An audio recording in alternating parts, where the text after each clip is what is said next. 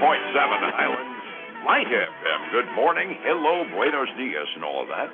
We're at 8:41 now, 19 before 9. Advisory services offered through Second Half Financial Partners, LLC, an SEC-registered investment advisor. The opinions voiced and information provided in this material are for general informational purposes only and are not intended to provide specific advice or recommendations for any individual. To determine which investments are appropriate for you, please consult with a financial advisor. Second Half Financial Partners, LLC does not provide tax or legal advice. Please consult your tax or legal advisor regarding your particular situation. And all that means time to check in on your money and see what's going on Wall Street this morning with the help of Philip Statler from Statler Financial Services in downtown Sebring. Philip, good morning. How are you today? Hey, good morning, Dave. Doing well. It is doing some educational stuff. Started yesterday, so it starts at 10 and I go to 7 o'clock every night. So it is it weighs on you, but you learn a lot of good stuff. Oh, good heavens. That also means you're going to have your head in books instead of the market, so I've got to pay some attention to what's going on the day before, don't I? Just a little bit. Just a little.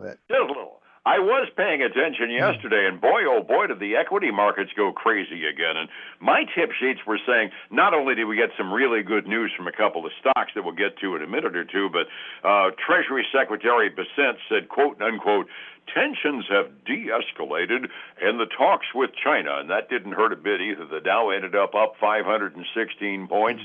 Standard & Poor's 500 up 71.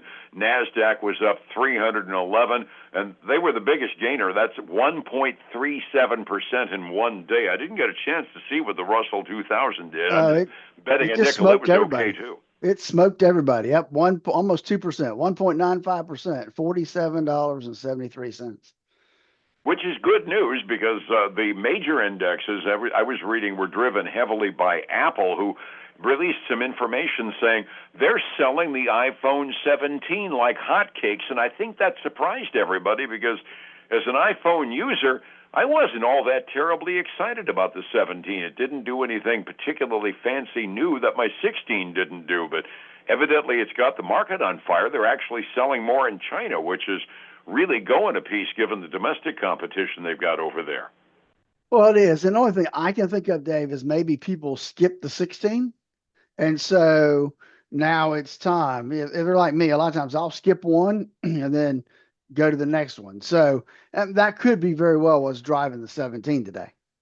Might very well be. I'm in the same boat. I skip at least one, maybe two models, just on the grounds the darn things are so expensive these days, and Apple supports them out 3 years. So if I do one new model every 3 years, I generally stay in touch and keep up with the technology. But boy, I was surprised by the increase in sales anyway. Other tidbits going on that didn't hurt the market a bit yesterday was that those rare earths that we're arguing with China over, we got a new source of them. We signed an agreement to mine rare earths in Australia, and the Cleveland-based mining company announced it to be swinging pickaxes in Australia looking for rare earths, and that doesn't hurt things a bit from our perspective because that's really the biggest leverage China seems to have of late in terms of scaring the pants off of us. Oh, they're going to make it harder for us to buy the stuff that goes into our semiconductors and solar panels, and if we've got another source, all of a sudden it leaves China with a little bit less leverage. That has to help confidence in the market overall. I would think so, David. It's nice to have somebody else on your side to help, fill in when the Chinese market gets eliminated. So, but it also means that maybe China will be a little bit more interested because, well, it's got to help their economy, us buying those earth materials. Which, once again, an alternative source can only help the negotiations down the line. It does kind of lend some credence to Scott Bessent saying that, well, the tensions are a little lower. Well, okay, fine, we got an alternative source. All of a sudden, the biggest lever they've got goes away. China might be more willing to come to the table. Other things going on, we got to make mention of this. We were talking about it before we went on the air, that the price of precious metals is going through, let's just call it a correction, shall we? Yeah, exactly. So we got silver and gold falling. We'll talk about that in a little bit, but it's silver's down significantly. Actually, it's come past its 21-day moving average. The article I read, the expectation is that it will probably bottom out. They think, who knows? But they think, looking at the charts and all that kind of stuff, that it'll come back to about the 50-day moving average, which is a little less than $44 an ounce, um, which is still good for where we've seen silver over the last 12 to 24 months. I was going to say it was frittering around 21, 22 for the longest period of time in there. I'd say 44 would still be a skyrocketing increase in the price, wouldn't it? It would be. So, still some good news there, but not Oh, if you bought it absolutely. at 52, though. That's true. That's true. Coming from the guy who bought Bank of America at 50 20 years ago, yeah, it's sometimes it's where you bought it that makes the big difference. Bitcoin and the cryptos staged a bit of a comeback yesterday. Bitcoin peaked up over 111,000 again. It was kind of recovering as well, but I noticed it's falling off a little bit this morning, probably with a little bit more confidence in the equity markets kind of driving it down by a bit. It's a volatile time in just about every sub-market for investors, isn't it? It is, Dave. A lot of volatility out there across the board, not just in the stock market, but the commodities market as well as the crypto market. So we continue to see volatility strike. And you're right, Bitcoin, I mean, right now it's down below 110,000. So it's, the question is, will it go back and touch? I think we saw it down right around 100 not too long ago. Yeah, we got up to a high about 120. Boy, as a hedge commodity, it's not quite there yet, is it? No, it's not. Definitely not. A bunch of big names are on the slot for today. Most of them come after the market closes. But yesterday we got some interesting reports in too, as far as quarterly reports from the publicly traded companies. I understand GM had some decent news yesterday, huh? GM did. GM really, it's kind of interesting because originally this morning, before they reported, they were actually trading down this morning, about Ooh. 2.5% until the earnings came out, and they beat on earnings, both that and revenue. They also adjusted their full year expectations for their adjusted earnings per share. They expected to come in 975 to 1050, and that's quite a bit higher than what it was before.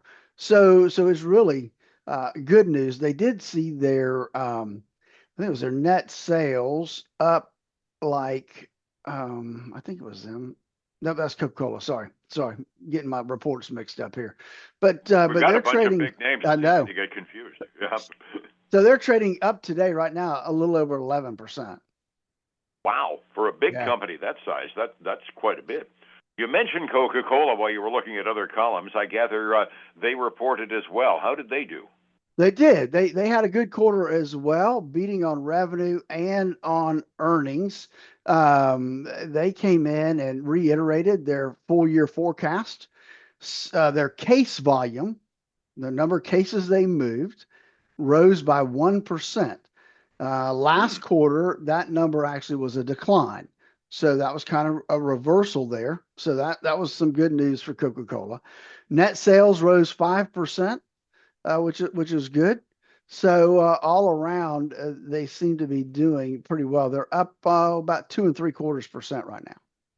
Cool. I got to believe that case lot volume number is real important to management there. I don't remember what the current numbers are, but I remember when it used to be, when the Coke and Pepsi wars were at their hottest, Coke always won the fountain trade, but Pepsi periodically beat Coke on case lot trades in the grocery stores. So beating the others on a case lot trade, seeing a good growth, that has to be good for the company. Yeah, definitely. Movement. So another popular company, the Post-it Hmm. note guys, 3M. They reported as well, beat on earnings, beat on revenue. And so I'm telling you, I'm looking at things today and I can't really find any losers today, Dave. They're trading up a little over 0.8% this morning. Remember, um, it was end of last week, I think, Zion Bancorp came out and Yeah, said something about their loan losses.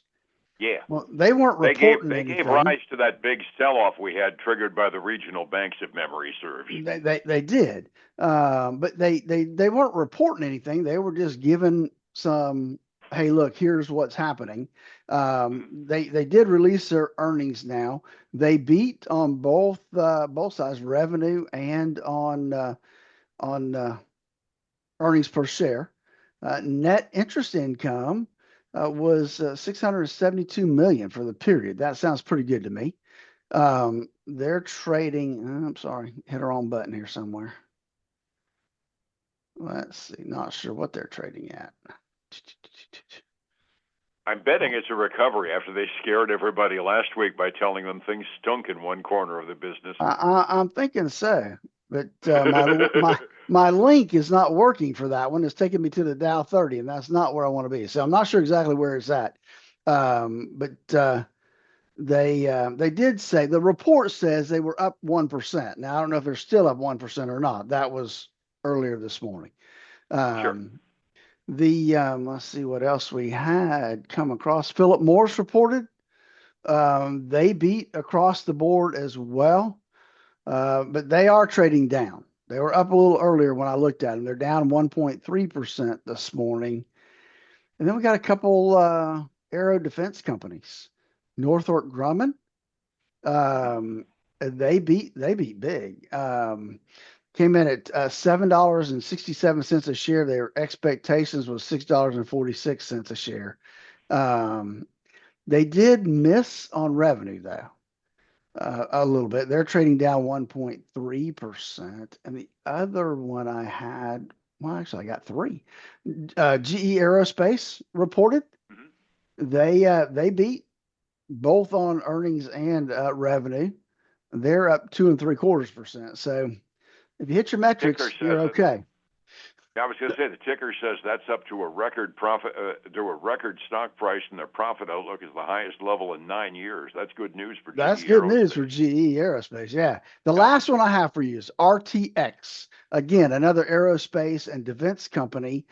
They beat as well, $1.70 a share versus $1.41. Revenue ahead of expectations.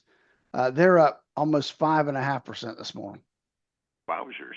Resetting the table, it was a big green day yesterday, and every time there's a big party based upon political statements, I get nervous about the day that follows after a big green day one day. 45 minutes early, what are we looking at today, sir? You know, it's not really popping much today, Dave. The Dow Jones is down, it's up 0.06%. That's like 27 bucks. The S&P 500 is up 4/100. That's $2.50. And we've got NASDAQ 100 down about $3 and the Russell 2000 down about $5. So kind of a mixed bag going forward. On the other side, though, Dave, I ain't got, red when it comes to the commodities market. Silver down by over 5% this morning, Dave. They're at $48.78 an ounce. Gold down almost 3.1% to $4,226 an ounce. That's down $132. Crude oil bouncing up this morning by a little over 1% to $57.61 a barrel. Good heavens. I'm glad the markets are flat at the very least on the equity side. We had something good to say this morning, especially after all the quarterly reports we got. Across the ponds, things are relatively green. The peace in the valley as a potential on the Chinese-American trade relations helped everybody in the Asian Rim. The Chinese mainland markets were both up well over a full percent at the close. Over in Europe, a little peace in the valley doesn't hurt either. The average European index, not up as much as the Asian Rim, but still up by about 0.15%. Relatively flat, but green ink this morning halfway through their trading day, too. We got a couple of big things going on. Step number one, time to get your retirement in line. And secondly, we got Shred Day coming up this Saturday. Tell me more, Philip. We do, Dave. Our annual Shred event, I think this is 12. I'm not 100% sure, but it seems like it's about our 12th annual. And so we will be same place we were last year, across the street from First Baptist Church on the corner of East Center Avenue and Mango Street, right there on that grass parking lot. And then we will be there starting at 9 a.m. till 1 p.m. this year. A little earlier, try to beat the heat and get out of there. So come join us. Bring your papers that need to be shredded. Now, we don't take anything that's electronic or the big gator clips or anything like that. Don't worry about staples. The machine will eat the staples. But yeah, no X-rays. We've had X-rays before, so really paper products. That's it. I've seen the oddest stuff come through that people want to recycle, and I get a kick out of it. Yeah, give the loose leaf notebooks to the kids for school supplies too, by the way. Yeah, exactly. Yeah, get rid of those, please. So, Alrighty. Hey, other than that, Dave, don't forget they can still listen to us this weekend for the Statler Financial Radio Show, 6 a.m. and noon on Saturday, 10 a.m. Sunday morning on Highlands News Talk, 7:30 a.m. and 95.3 FM. And you can catch us again tomorrow morning here, same time on Light FM. I'll see you then, sir. All right, man. Have a great day. Thank you. It's 105.7 Light FM and Statler Financial Services. Philip Statler. Hey, folks, again, I want to thank you for joining us. Don't forget Shred Day, big event. Come on down. Love to see you. Love to meet you. Until then, take care. Bye now.